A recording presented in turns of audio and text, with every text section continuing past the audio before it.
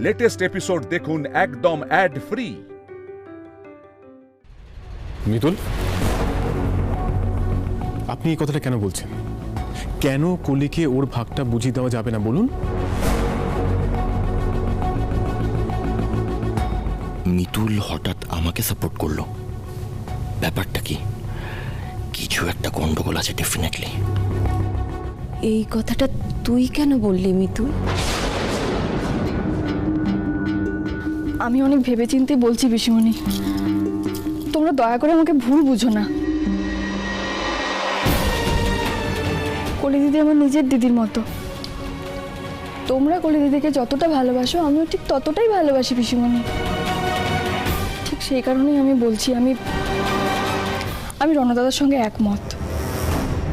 এখনই বিয়ের উপহার হিসেবে কলি দিদিকে ব্যবসার ভাগ দেওয়াটা ঠিক হবে না পিসিমণি। কিন্তু মিতুল, এই কথাটা আপনি কেন বলছেন সেটা বলুন। না না, ঠিক আছে। মিতুল যখন চাইছে না তখন আর এই বিষয়ে কোনো কথা বলার দরকার নেই। পিসিমণি, তুমি কিন্তু আমাকে ভুল বুঝছো। অনেক ভেবেচিন্তে আমি কথাটা বলছি। কিন্তু মিতুল, আপনি যে কথাটা কেন বলছেন সেটা সবার সামনে খুলে বলুন, নাহলে নিজেকে অন্যের জায়গায় রেখে দেখুন। আপনাকে কিন্তু ভুল বোঝাটা স্বাভাবিক। এতে তো ভুল বোঝার কিছু নেই, এটাই তো স্বভাব, সব ব্যাপারে আগ বাড়িয়ে কথা বলার। এই শোনো, রণ এ বাড়ির ছেলে, কোনো কিছু পাওয়া না পাওয়া নিয়ে ওর মনে দুঃখ কষ্ট থাকতেই পারে, বুঝেছো? তোমার আশকারাতে রণর এতটা বাড় বেড়েছে, বুঝেছো? কি বোঝো ব্যবসার ভাগ চাইছে? অদ্ভুত। কলির বিয়ের ব্যাপারে কথা হচ্ছিল, মাঝখানে আগ বাড়িয়ে কথা বলো মিতুল, আর দুঃখ কষ্ট অভিযোগ কার ওপরে? রণর ওপরে, তাই তো? কিন্তু আমি এটা কিছুতেই হতে দেব না সুশোভন, আমি এটা কিছুতেই হতে দেব না। তুমি আজকে কিছুতেই মিতুলকে গার্ড করতে পারবে না। মামনি প্লিজ, বাবা কি হচ্ছে কি? তোমরা প্লিজ চুপ করো। কেন এত কথা বলছো? আমি চুপ করে থাকবো না, প্লিজ ট্রাই টু আন্ডারস্ট্যান্ড। ওকে ওকে, এসব ব্যাপারে কথা বলার তুমি কোন অধিকারে এই ব্যাপারে কথা বলছো? আর তোরা ওকে চাইছে এসব নিয়ে মাথা ঘামাচ্ছিস কেন? তুই রণর সঙ্গে কথা বল না, আগে আমাদের মিতুলের সঙ্গে কথা বলতে হবে। সুশোভন, আমি বলি কি, বাদ দে ভাই। মিতুল তো তার মতামত জানিয়ে দিয়েছে, সুতরাং কথা বাড়িয়ে লাভ।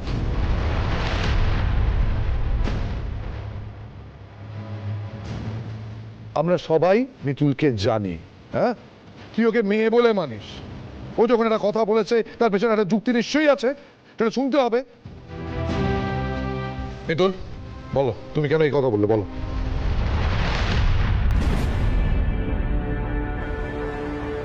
পিসেমশাই, পিসিমণি, তোমরা তো আমাকে নিজের মেয়ের মতো মানো না। আমি সেই হিসেবেই শুধু বলছি, দয়া করে তোমরা আমাকে ভুল বুঝো না। আমার দিদিটাকে এরকম জলে ফেলে দিও না গো। মানে মিতুল, আপনার আপত্তির কারণটা বলবেন প্লিজ। বলছি,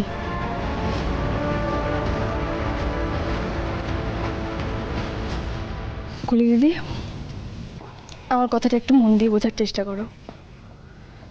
একজন ছেলে যে বিদেশে ডাক্তারি পড়েছে, তোমার সঙ্গে তার আলাপ হয়, পরিচয় হয়, তোমরা দুজন একে অপরকে চেনো, ভালোবাসো। সেই ভালোবাসাটা বিয়ের মাধ্যমে পরিণতি পেতে চলেছে। তাহলে তো এটা ধরে নেওয়াই যায় যে সেই ছেলেটা অনেকদিন আগে থেকেই ভাবতো যে তোমাকে বিয়ে করবে। তাহলে তার কি জমানো কিছুই নেই? কেন জমাবে না মিতুল? ও আমার সিকিউরিটির কথা ভেবে। মিতুল কি বলছে একবার শুনে দেখ না। কি শুনবো শুভ, কি শুনবো? একটা মানুষ বিদেশে প্রতিষ্ঠিত ডক্টর, সেই মানুষটা ওখানে সবকিছু ছেড়ে এখানে নতুন করে আবার শুরু করতে চাইছে। আমার মা বাবাকে জাস্ট একটা প্রস্তাব দিয়ে। কেমন প্রস্তাব করলি দিদি? বিদেশে প্রতিষ্ঠিত একজন ডাক্তার, তার তো নিশ্চয়ই কিছু তো জমানো ছিল। বিয়ের আগেই তাকে শর্ত দিতে হলো? বাবা আমাকে বললো কি না, আমার কদিন দাঁড়াতে সময় লাগবে, জমানো সেরকম টাকাও নেই, তাই ততদিন মেয়ের খরচ চালানোর জন্য আপনাদের ব্যবসার একটা অংশ আপনাদের মেয়ের নামে লিখে দিন। এ কেমন কথা বলি দিদি? কেন মিতুল, এটাতে আবার তোমার কি অসুবিধা হলো?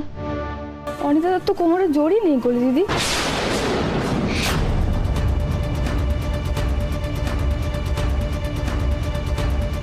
বুকের জোর থাকলে বলতো হ্যাঁ আমার জমানো টাকা নেই, আমার এখানে দাঁড়াতে সময় লাগবে, তো কি হয়েছে, সেই কটা দিন আপনাদের মেয়েকে আমি ডাল ভাত খাওয়াবো। ডাল ভাত খাওয়ানোর ক্ষমতা তো ছিল নিশ্চয়ই। মিতুল, তুমি বুঝতে পারছো না যেটা ওদের ফ্যামিলির ব্যাপার? তুমি এর মধ্যে কোনো কথা বলো না, এটা আমাদের পরিবারের ব্যাপার। তুমি কি বলছিলে অনুরাধা দি? আমি বলছিলাম যে আমি অনির্বাণকে অনেক বছর ধরে চিনি, তাই আমি জানি যে ও যেটা বলেছে ও নিজের কথা ভেবে বলেনি, ও তোমার কথা ভেবে বলেছে। ও নিজের কথা ভাববে এরকম ও ছেলেই নয়, ও তোমাকে ভালো রাখতে চায়। ভালো রাখার সংজ্ঞা অনেক রকম হয়, আর আমাদের কলি দিদি ডাল ভাত খেয়েও ভালোই থাকবে। এটা তোমায় কে বলেছে মিতুল? আমি না মানে ব্যাস, আমি আর তোমার কাছ থেকে একটা কথাও শুনতে চাই না। দেখো মিতুল, তুমি পাড়াগায় থাকতে তোমার ভাত ডাল খাওয়ার অভ্যেস আছে, আমার নেই।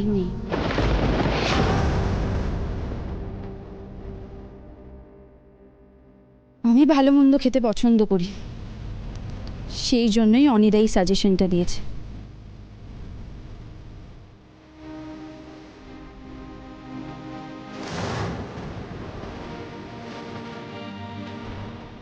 তোমার এটাতে সমস্যা থাকতেই পারে, তুমি সেটা নিয়ে বাড়ির সবার সামনে সিন ক্রিয়েট করতে পারো, কারণ আফটার অল তুমি এবাড়ির বউ, এবাড়ির সবাই তোমার কথা শোনে, তোমার কথাটাই শেষ কথা।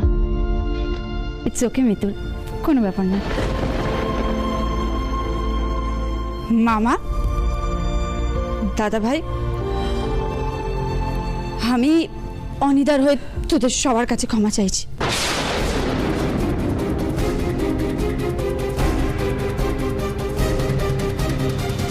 মম, এখানে ব্যাপারটা কি হচ্ছে কিছু বুঝতে পারছো? না, আমি ঠিক বুঝতে তো পারছি না, তবে এটুকু বুঝতে পারছি বলার মিতুলের কোটে নেই। এই কলি, বলছি শোন না, তুই মাথাটা ঠান্ডা কর, আমার কথাটা। আমাকে ক্ষমা করিস দাদা ভাই, এত বড় একটা কথা শোনার পর আমি কি করে মাথাটা ঠান্ডা রাখবো বলতো? অনিদার সাদা মনে কাদা নেই রে, ও হয়তো ভাবতেও পারছে না যে ওর একটা সামান্য সাজেশনের জন্য ওকে সবাই লোভীর তকমা দেবে। কলি দিদি, আমি কিন্তু মিতুল, আমি তোমার মুখ থেকে আর একটা কথাও শুনতে চাই না। তুমি যেটা বলছো সেটাই তো হচ্ছে, বাট প্লিজ অনিদার ব্যাপারে আর কোনো কথা বলো না মিতুল। বাহ, আমি তো এতটাও আশা করিনি। গ্রেট জব কলি। কলি, ইন্দ্র ঠিকই বলেছে, তুমি একটু শান্ত হও প্লিজ। দেখো, আমি বাইরের লোক হয়ে বলছি, মিতুল যেটা বলেছে সেটা একদম ঠিক বলেনি। আচ্ছা মিতুল, একটা কথা বলো আমায়, তুমি এই কদিনে দেখে অনির্বাণকে বুঝে গেলে যে ও লোভী, নাকি তুমি ভয় পাচ্ছ যে এই বিজনেসের ভাগ হচ্ছে? তোমার মনটা এত ছোট আমি বুঝতে পারিনি গো।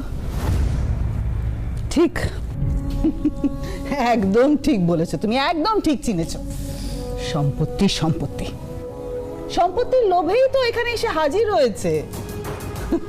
আমি তো আগেও বলেছিলাম, লোভী আসলে এই মিতুল, এই মিতুল নিজেই লোভী।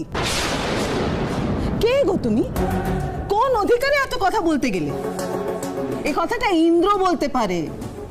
রণ এই কথাটা বলতে গেলে শিশোভনের হাতে প্রায় মার খেয়ে যাচ্ছিল, আর তুমি দাপটের সঙ্গে বলে দিলে না যে সম্পত্তির ভাগ করা যাবে না, ব্যবসায় ভাগ হবে না। প্লিজ সবাই মিলে মিতুলকে হ্যারাস করাটা বন্ধ করো।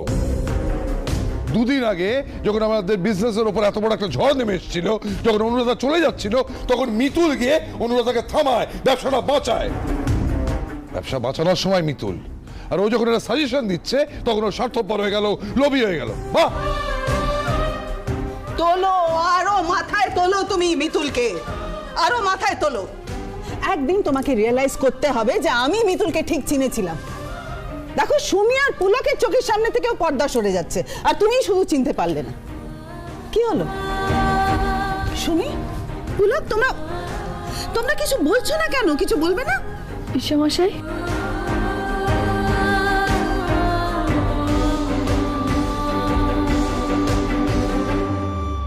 ও পিসেমশাই, আপনিও কি আমাকে ভুল বুঝছেন? আপনারও কি মনে হয় আমি লোভী, আমি চাই না কলি দিদি সম্পত্তি পাক, সেই জন্য আমি এই কথাগুলো বলছি? নিশ্চয় না। আমি এসব কথায় যেতে চাই না। আমি শুধু একটা কথাই তোকে বলতে চাই, তুই এসব কথার মধ্যে নিজেকে জড়ালি কেন? কি দরকার ছিল? পিসেমশাই, দেখ, মেয়েটা আমাদের, আমরা তাকে কি দেব না দেব সেটা ঠিক করবো আমরা। তাছাড়া বড়রা রয়েছে বাড়িতে, তারা আলোচনা করছে, তারা ঠিক করবে কি দেবে না দেবে। তোকে ভালোবাসি বলে সব আলোচনা তোর সামনে করি মানে তো এটা নয়।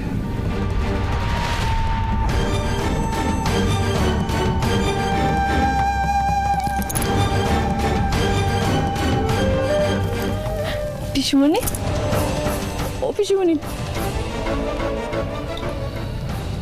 তোকে আমরা মেয়ে বলতাম না, কিন্তু আজ বুঝতে পারছি নিজের মেয়ে আর পরের মেয়ের মধ্যে তফাৎটা কি।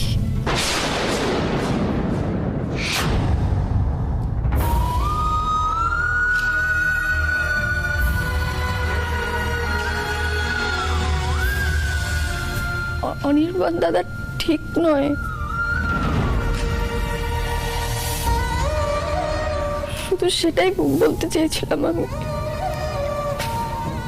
ওর জন্য তোমরা আমাকে। এক মিনিট মিতুল, তোমার কিসে এত প্রবলেম বলো তো মিতুল? এই বাড়িতে গুরুজনরা আছে, তারা ডিসাইড করবে যে অনিদা আমার জন্য ঠিক না ভুল। অনিদার সাথে আমার এতদিনের সম্পর্ক, আমি বুঝবো। অনুরাধাদি তো ঠিকই বলেছে। তুমি অনিদাকে কতদিন চেনো যে অনিদার ব্যাপারে এতগুলো কথা বলছো? আচ্ছা, তুমি আমার মা বাবার থেকেও আমাকে বেশি বোঝো। তুমি এটা বুঝতে পারবে যে কোনটা ঠিক কোনটা ভুল। আসলে কি বলতো, প্রবলেমটা অন্য জায়গায়। তোমার প্রথম দিন থেকে অনিদাকে পছন্দ হয় না, সেটা নিয়ে তুমি এর আগেও এখানে অনেক বেশি সিন ক্রিয়েট করেছো। এখন আবার this is too much Mitul, this is too much. বলি, আমি তোর মনের অবস্থাটা বুঝতে পারছি মা, কিন্তু তুই তো মিতুলকে জানিস। দেখ, সম্পত্তি নিয়েও প্লিজ মামু, আমাকে ক্ষমা করে দাও।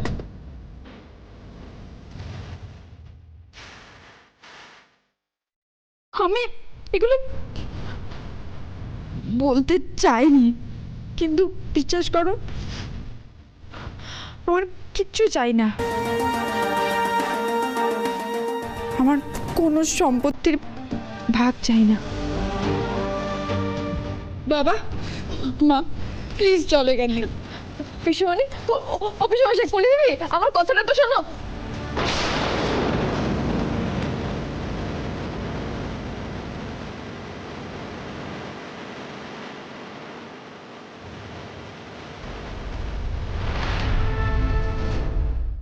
এটা কি হলো বলে বাবা? আমি তো এটা চাইনি বলো। সবাই আমাকে ভুল বুঝলো। আমি তো শুধু কোলে দিদির ভালোর জন্য বলতে চেয়েছিলাম বলে বাবা। আমি কি করবো এবার? আমি এটা চাইনি বলে বাবা, এটা চাইনি আমি। মিতুল, মিতুল, আমি এটা চাইনি ইন্দ্রবাবু, আমি সত্যি বলছি।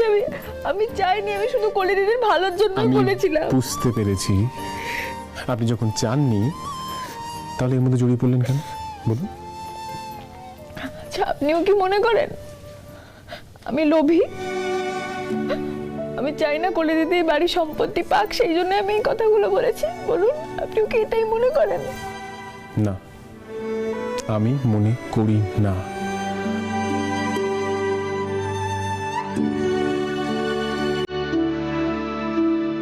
হ্যালো অনির্বাণ, তুই তো ভালো খেলা দেখিয়েছিস রে। এখানে যতটা ভেবেছিলেন তার থেকে অনেক বেশি বড় ড্রামা হয়েছে। সবাই ভাবছে মিতুল হয়তো সম্পত্তির লোভে কলিকে নিজে পোর্শন দিতে চাইছে না, আর কলিকে যে তুই ভালোই ম্যানিপুলেট করেছিস সেটা ওর পারফরমেন্স দেখে আমি বুঝে গেছি। Very good. যা মনে হচ্ছে কলি নিজের জায়গা পেয়ে যাবে, আর তারপর তোর আসল খেলা শুরু হবে। তুই শেয়ারটা পেয়ে গেলেই আমার নামে ট্রান্সফার করে দিবি।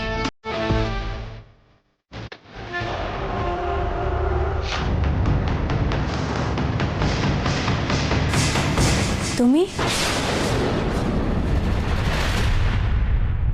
এবার আপনাকে বলুন কি হয়েছে? কলিকে ভাগ দিতে আপনার আপত্তি কেন বলুন? আপনি সত্যি আমায় বিশ্বাস করেন? মিতুল, হ্যাঁ আমি আপনাকে বিশ্বাস করি, বলছি তো বারবার। দেখুন মিতুল, আপনি আমার জন্য যা যা করেছেন তারপর আমি আপনাকে অবিশ্বাস করতে পারি না, বুঝতে পেরেছেন? এবার বলুন কি হয়েছে? ওই দেখুন কাঁদছেন কেন? আমার বোনটাকে সৎপথ দেখাতে হবে তো। কলি তো আপনার দিদি হয়, তাহলে ওর জন্য লড়াইটা করতে হবে না? শক্ত হন। আপনি মিতুল পাল, আমি আপনার পাশে আছি। চটপট বলুন তো কি হয়েছে?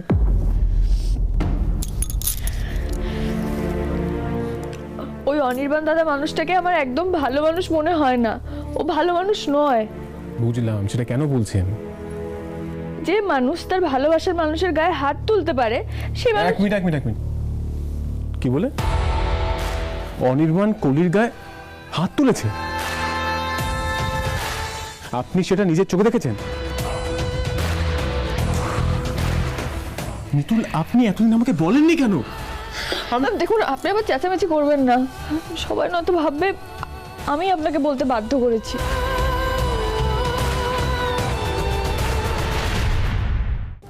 দেখুন, অনির্বাণ দাদা এখনই বিয়ে হয়নি তাতে শর্ত দিয়ে বসেছে। তার মানে বিয়ের পর সবকিছু বকলমে নিজের নামে করে নিয়ে ভোগ করবে। একটা কথা ভাবুন তো, আপনি বা আমি কখনো এরকম ভাবতে পারতাম? আমাদের মাথায় আসতোই না। সেই কারণেই আমি বলেছিলাম সবাইকে কথাটা, কিন্তু আমার কপাল, সবাই আমাকে ভুল বুঝলো। অনুরাধা, তোমার কাছে আমার একটা প্রশ্ন ছিল, সেটা জিজ্ঞেস করার জন্য এখানে এলাম। যাক, রণ কিছু শুনতে পাইনি তাহলে, বলো না। দেখো, বাড়ির সবাই কিন্তু মিতুলকে ভুল বুঝেছে। এটা আমাদের কাছে একটা খুব বড় চান্স। আমরা যদি এই সুযোগটাকে কাজে লাগিয়ে কিছু একটা বড় সিন ক্রিয়েট করি আর মিতুলকে ঘরছাড়া করে দিই, না না না, এই রিস্কটা নিওই না। আরে এত তাড়াহুড়ো করার কি আছে? আমি তো আছি, আমাকে একটু সময় দাও, আমি ঠিক বুঝে সব কিছু করব। তোমার কি আমার কোনো হেল্প লাগবে? হেল্প তো লাগবে। কি হেল্প আমাকে বলো, আমি সব কিছু করতে রাজি আছি। সময় এলে সেটা বলবো। ওকে অনুরাধা, অ্যাজ ইউ সে।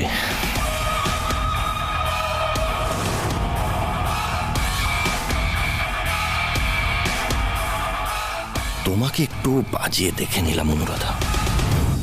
তুমি নিজেকে খুব চালাক ভাবো না, কিন্তু আমিও যে কিছু কম চালাক নই সেটাও ঠিক সময় মতন তোমাকে বুঝিয়ে দেব। ইন্দ্রবাবু, আমাদের প্রথমে বিয়েটা আটকানোর জন্য কলি দিদির মোহটা ভাঙতে হবে। আর অনির্বাণ দাদার মধ্যে সত্যি গন্ডগোল আছে কিনা সেটা জানার জন্য আমাদের কাল থেকেই পথে নেমে পড়তে হবে। আর তারপর যত তাড়াতাড়ি সম্ভব সেই সব কিছু কলি দিদির চোখে আঙ্গুল দিয়ে দেখিয়ে দিতে হবে। মিতুল, এই কাজে আমি আপনার পাশে আছি। আমার বোন কলির জীবন এইভাবে আমি নষ্ট হতে দেব না, কিছুতেই ওই খারাপ ছেলেটার হাতে ওকে তুলে দেব না। এত খারাপের মধ্যেও আমার সব থেকে বড় পাওয়া ইন্দ্রবাবু আমার পাশে আছেন। তোমার ওই কথাটা আমি কিছুতেই ভুলতে পারি না অনুরাধা দিদি। ভয় পাচ্ছ না মিতুল? কারণ তুমি জানো তুমি হেরে যাবে। তুমি তো প্রমাণ করতে পারবে না যে ইন্দ্র তোমাকে ভালোবাসে, তোমাকে স্ত্রীর মর্যাদা দেয়। তোমার দেওয়া চ্যালেঞ্জে আমি জিতবই। এইভাবেই পাশে থাকতে থাকতে ইন্দ্রবাবু আমাকে স্ত্রী হিসেবে মানবেন, ভালোবাসবেন। কিন্তু এখন তার থেকে অনেক বেশি জরুরি কলি দিদির বিয়ের কথাটা ভাবা।